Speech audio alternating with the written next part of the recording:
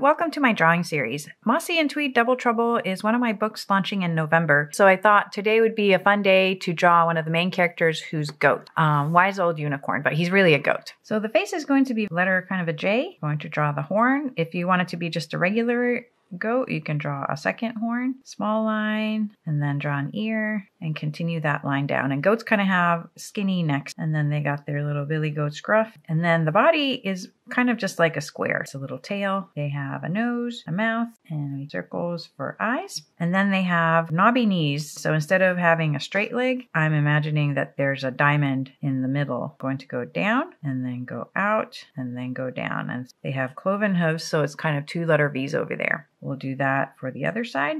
And then we're going to do the back legs. So some of it's already kind of covered underneath over here. And then the other one. All right, I'll see you in the next one. Tomorrow we're going to do Mossy, and then the next day we'll do Tweed.